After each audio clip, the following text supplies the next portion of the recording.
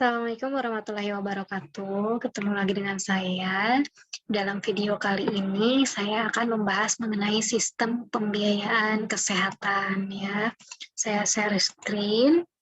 Nah, di sini eh, mata kuliahnya itu untuk mata kuliah MIK 5 untuk di program studi D3 RMIK ya.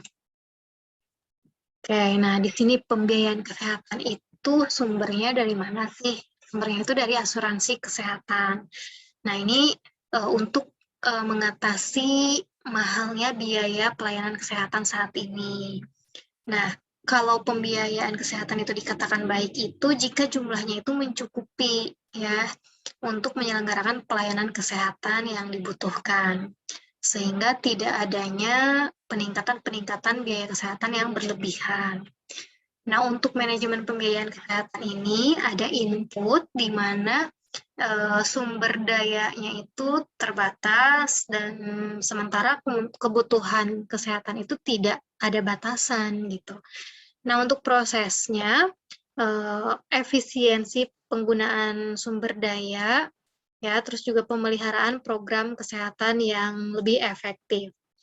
Output-nya ataupun outcomes-nya ini mengenai budgeting policy gitu ya, dan juga sistem pembiayaan kesehatan, status ataupun derajat kesehatan bagi masyarakat. Biaya kesehatan ini yang pertama itu ada penyedia pelayanan kesehatan. Siapa sih penyedia pelayanan kesehatan? Atau health provider. Ya, ini adalah yang menyelenggarakan upaya kesehatan. Contohnya rumah sakit ya, klinik, puskesmas, balai pengobatan, tempat praktek dokter, dan seterusnya. Yang kedua, pemakai jasa pelayanan atau disebut dengan health consumer. Nah, ini siapa? Ya, ini pasiennya ya. Nah, syarat biaya kesehatan yang baik itu dari segi jumlah. Jumlahnya ini harus memadai dan mencukupi bagi kebutuhan-kebutuhan masyarakat, tentunya dalam mendapatkan pelayanan kesehatan. Terus penyebarannya itu harus merata, ya, baik itu keluarga yang menengah ke bawah ataupun menengah ke atas, gitu. Baik itu di daerah ataupun di kota-kota besar. Dari segi pemanfaatan, jadi tepat sasaran gitu. Dari segi pemanfaatannya, kalau yang memang perlu membutuhkan layanan kesehatan secara cuma-cuma dalam artian gratis, yaitu harus targetnya betul gitu, yang benar-benar membutuhkan. Nah, ini sumber pembiayaan pelayanan kesehatan ini yang pertama itu dari pemerintah ya. Jadi sepenuhnya biaya ditanggung oleh pemerintah, baik itu dari pusat, provinsi, kabupaten ataupun kota, dari saham-saham pemerintah dalam perusahaan-perusahaan BUMN gitu. Nah, kalau yang swasta, dananya ini berasal dari individual ataupun perusahaan, bisa bentuknya itu CSR, Corporate Social Responsibility ya. Nah, dari pengeluaran rumah tangga, baik dibayarkan secara tunai ataupun lewat asuransi ataupun hibah ataupun donasi dari LSM. Contohnya kan banyak saat ini layanan-layanan ambulans gratis dari LSM. Nah, ini merupakan salah satu bentuk CSR juga, ataupun dari suatu perusahaan yang benefit gitu, mereka bikin CSR-nya ambulan gratis ataupun layanan-layanan kesehatan lainnya. Terus dari luar negeri. Kalau luar negeri ini khususnya untuk penata laksanaan penyakit-penyakit tertentu, dan untuk di masa saat ini itu kondisi pandemi ini cukup sering ya diperoleh dari bantuan-bantuan luar negeri, baik itu oleh organisasi sosial ataupun pemerintah negara lain ya. Kalau dari organisasi berarti dari WHO salah satunya gitu, ataupun dari negara-negara yang sudah maju. Alur pembiayaan kesehatan ini yang pertama itu dari mana sih sumber dananya? Siapa pengelola dananya? Digunakan oleh siapa dan untuk apa gitu ya. Nah, Untuk yang dari mana sumbernya tadi, apakah dari pemerintah, dari swasta, ataupun dari luar negeri? Siapa pengelola dananya? Apakah asuransi kesehatan yang pemerintah ataupun asuransi kesehatan yang swasta? Digunakannya oleh siapa? Ya, oleh masyarakatnya yang mana? Yang PBI kah, kalau di BPJS Kesehatannya, ataupun yang non PBI gitu. Digunakannya untuk apa? Layanan-layanan kesehatannya apa saja? Nah, tantangan pembiayaan kesehatan di Indonesia saat ini yang pertama, jumlah penduduk yang terus bertambah ya. Terus juga penduduk miskin yang jumlahnya masih cukup besar sehingga perlu banyak dana lagi untuk membantu penduduk-penduduk yang memang membutuhkan. Kebutuhan anggaran yang terus meningkat tentunya. Terus nilai OOP atau out of pocket payment-nya masih tinggi. Jadi banyak yang masih mengeluarkan dana pribadi gitu untuk biaya kesehatan ini. Untuk pembiayaan JKN, Jaminan Kesehatan Nasional ataupun BPJS, selama 5 tahun terakhir ini mengalami defisit. Ini berdasarkan sumber data yang ada di referensinya ya.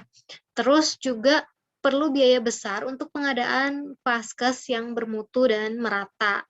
Apalagi kan Indonesia ini negara yang cukup luas gitu. Jadi bagaimana nih memberikan layanan kesehatan yang bermutu dan merata tentunya tidak hanya di kota-kota besar saja, tapi juga di seluruh daerah-daerah, bahkan di pelosok. Nah, terus bantuan dari luar negeri untuk kesehatan, ini khususnya untuk Gavi dan GFATM ini masih, maksudnya akan segera berakhir gitu. Jadi, nah ini juga merupakan salah satu kesulitan ataupun tantangan dalam pembiayaan kesehatan yang ada di Indonesia. Nah, apa sih yang menyebabkan biaya kesehatan itu terus meningkat? Salah satunya itu tingkat inflasi. Jadi penurunan nilai rupiah ya. Jadi semakin nilai rupiah semakin turun, ya itu akan berpengaruh terhadap biaya kesehatan yang dirasakan meningkat gitu ya. Terus tingkat permintaan. Nah, saat ini kan tingkat permintaannya itu bervariasi ya. Bahkan masyarakat di Indonesia saat ini juga sudah mulai aware terhadap kesehatannya sehingga permintaannya itu macam-macam gitu. Jadi untuk meningkatkan derajat kesehatannya itu bagaimana. Terus kemajuan ilmu pengetahuan dan teknologi juga tentu berpengaruh terhadap biaya kesehatan. Perubahan pola penyakit. Ya dengan adanya kondisi saat ini pandemi ya yang bahkan mendunia gitu. Nah, ini juga pasti akan berpengaruh terhadap biaya kesehatan ya. Salah satunya setiap layanan kesehatan harus menyediakan perawatan khusus gitu ya untuk kasus-kasus COVID-19 gitu. Bahkan banyak hal yang memang harus dikeluarkan oleh negara itu dalam hal anggaran kesehatan. Perubahan pola pelayanan kesehatan ya, terus juga lemahnya mekanisme terhadap pengendalian biaya gitu. Jadi kurang target sasarannya kurang ke target sesungguhnya gitu. Kadang yang memang membutuhkan tidak dapat, tapi yang masih bisa membutuhkan tapi kok dapat. Nah, itu juga salah satu pengendalian biayanya. Penyalahgunaan asuransi kesehatan juga ini ya. Jadi ya beberapa masih ada yang menyalahgunakan. Terus upaya penyelesaiannya bagaimana sih? Yang pertama itu sistem pelayanan kesehatannya harus disempurnakan kembali gitu, sehingga bisa meminimalisir masalah-masalah yang ada. Peningkatan pengetahuan dan keterampilan bagi tenaga pengelola, baik itu tenaga medisnya ataupun tenaga non-medisnya. Pengendalian biaya kesehatan tentunya di sini ya, jadi harus diaudit secara berkala gitu sehingga tidak adanya fraud atau kecurangan-kecurangan. Terus memperbaiki sistem penyebaran, pemanfaatan, dan pengelolaan sehingga seluruh masyarakat Indonesia ini bisa menerima layanan kesehatan sebagaimana haknya di mereka sebagai warga negara Indonesia. Nah, sistem pembayaran pelayanan kesehatan ini yang pertama itu ada bayar secara umum atau dalam artian out of pocket payment. Jadi pasiennya sendiri yang mengeluarkan dana dari dana pribadinya. Ada juga yang dari asuransi pemerintah, salah satunya dengan program JKN saat ini ya, yang dikelola oleh BPJS Kesehatan. Ada juga yang memilih asuransi swasta gitu ya, bisa kontraktor, atau juga LSM ataupun bansos-bansos gitu. Ini juga bisa. Nah, asuransi kesehatan itu merupakan mekanisme pengalihan risiko sakit dari perorangan menjadi risiko kelompok tentunya, ya. Nah, terus unsur-unsur asuransi ini salah satunya untuk transfer resiko yang tadinya dilimpahkan untuk kepada orang tertentu gitu, ini menjadi kelompok gitu, yaitu dengan cost sharing ya, atau sharing cost gitu. Jadi berbagi subsidi silang ya. Nah, pembayaran secara bertahap atau cicilan ya. Kadang kan kita mengeluarkan uang cash dalam, kan biaya kesehatan saat ini mahal misalkan. Nah, harus mengeluarkan ketika kita, kadang kan lebih sulit ya kalau misalkan harus cash langsung untuk membayar biaya kesehatan. Nah, tapi kalau dengan adanya asuransi ini kita sudah menyicil setiap bulannya, sehingga ketika kita sakit kita bisa langsung mengklaimnya. Terus juga adanya jaminan atau garansinya, ya. Nah, terus juga ada beberapa keuntungan yang didapat dengan kita mengikuti asuransi. Nah, tujuannya untuk pengalihan risiko ya. Tadi dengan kita, kadang kan saving cost untuk kesehatan itu agak terabaikan gitu ya. Nah, dengan adanya asuransi kesehatan ini, kita sudah secara tidak langsung kita udah saving cost untuk biaya kesehatan kita nanti kalau misalkan kita sakit di kemudian hari ya, syukur-syukur kita sehat selalu ya. Nah, terus pembayaran ganti kerugian kalau memang ada contohnya ini yang ini ya, yang kecelakaan kerja. Nah, nanti ada ganti rugi dari asuransi. Terus pembayaran santunan. Kalau ini berkaitan dengan kematian, misalkan untuk ahli warisnya nanti ada santunan gitu. Nah, manfaat asuransi kesehatan ini dapat merubah peristiwa yang tidak pasti menjadi lebih pasti dan lebih terencana ya. Jadi kan kita nggak pernah tahu ya sakit atau sehat gitu. Nah, nanti kalau misalkan kita lagi nggak ada uang, tiba-tiba sakit, nah udah ada setidaknya yang terencana gitu, udah ada saving cost untuk kesehatan. Dapat membantu mengurangi risiko perorangan ke risiko kelompok ya, membebaskan peserta dari kesulitan menyediakan dana tunai. Jadi karena kan udah dicicil tadi ya. Terus biaya kesehatannya juga dapat diawasi karena asuransi kesehatan ini kan oleh lembaga-lembaga yang memang disoroti oleh, kalau BPJS Kesehatan ya disoroti oleh KPK gitu, jadi bisa diawasi gitu. Terus juga mutu pelayanannya juga sama dapat diawasi sehingga setiap pelayanan kesehatan itu tidak bisa semena-mena ya kepada para peserta BPJS, misalkan dibeda-bedain dengan peserta umum. Nah, ini karena diawasi semua itu ya, jadi tetap sama. Terus tersedianya data kesehatan. Nah, ada beberapa perjanjian dalam asuransi, yaitu yang pertama itu ada kesepakatan ataupun konsensus ya. Di sini dibuat secara tertulis, disebut polis, apalagi kalau asuransi kesehatannya itu yang swasta. Nah, biasanya ada premi yang harus dibayar. Nah, nanti ada perjanjian tertulisnya dalam polisnya itu. Misalkan setiap bulannya berapa. Kalau nggak dipakai nanti bisa kembali berapa persen.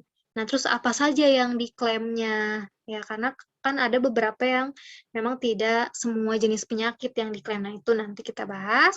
Ada kewenangan atau authority ya, di mana di sini ada hubungan yang sah gitu ya antara objek asuransi dengan para penggunanya. Nah, terus juga ada fixed object. Di sini ada ini nih, berupa jiwa ataupun raga manusia. Nah, ini kalau misalkan berkaitan dengan asuransi-asuransi kematian gitu. Terus ada kausa yang halal, sehingga objek ini tidak dilarang oleh undang-undang gitu. Jadi ada ijab kabulnya begitu. Terus pemberitahuan atau notification ketika tertanggung wajib memberitahukan kepada penanggungnya. Nah, jadi peserta asuransi ini berhak untuk bisa mengklaim ya kepada para penyedia layanan asuransinya, ya tentunya dengan beberapa ketentuan. Nah, siapa sih pengelola asuransi? Bisa pemerintah ya. Kalau pemerintah di sini kan asuransi kesehatan itu BPJS Kesehatan ya, bisa swasta. Kalau swasta bisa memang asuransi-asuransi swasta ataupun dengan dana-dana bansos yang dikelola oleh LSM, nah itu bisa juga. Nah, keikutsertaan anggota asuransi ini ada yang wajib. Nah, kan saat ini saat ini tuh memang pemerintah mewajibkan sebetulnya untuk BPJS Kesehatan, tapi kan ada beberapa yang memang belum punya BPJS Kesehatan. Itu ada yang sukarela ya. Kalau yang sukarela berarti memang asuransi swasta, jadi tidak diwajibkan gitu ya. Nah, jenis pelayanan yang ditanggung asuransi ini ada yang seluruh jenis pelayanan kesehatan, ada yang hanya sebagian. Jadi tergantung nanti saat ijab kabulnya itu harus diperhatikan. Nah, contohnya ada beberapa asuransi yang memang hanya bisa mengklaimnya itu untuk penyakit-penyakit tertentu, contohnya untuk penyakit tropis, gitu seperti malaria, DHF, ya, tipoid. Nah, hanya penyakit-penyakit itu saja, sementara penyakit lainnya nggak bisa diklaim. Nah, ada yang seperti itu. Jadi tergantung dari ijab kabulnya. Nah, kalau dari segi jumlah dana yang ditanggung, ada yang seluruh biaya kesehatan yang diperlukan itu ditanggung semua, ada yang hanya sebagian saja atau hanya berapa persennya saja gitu. Nah, kalau untuk BPJS Kesehatan itu tergantung ya, ada yang memang ada full semua di-cover oleh BPJS, ada yang memang sebagiannya saja gitu. Kalau kayak alat-alat kesehatan itu tidak ditanggung oleh BPJS Kesehatan itu. Nah, terus juga kalau yang swasta itu biasanya hanya di 40% saja yang di-cover gitu. Kalau untuk yang rawat inap biasanya secara umumnya seperti itu gitu ya.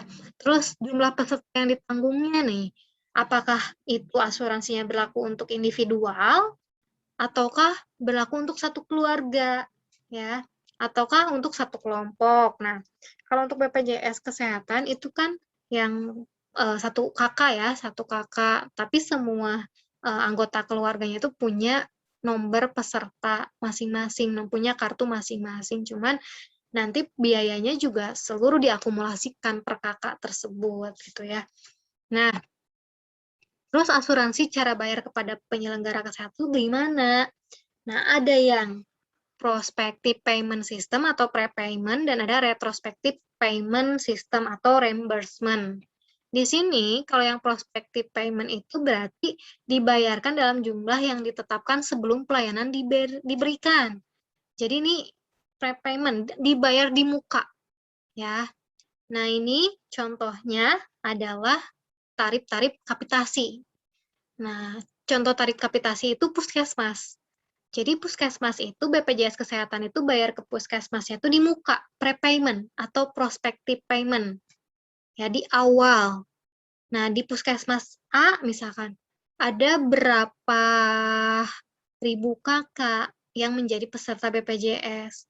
Nah, per kakaknya itu berapa rupiah, nanti dikalikan, nanti dibayar di muka untuk FKTP, untuk fasilitas pelayanan kesehatan tingkat pertama itu kapitasi tarifnya. Jadi di awal dibayar di muka atau prepayment sama pihak BPJS. Jadi tergantung jumlah peserta yang terdaftar di situ ada berapa, nanti dikalikan dengan itunya berapa gitu ya, per kakaknya gitu, nanti didapatlah.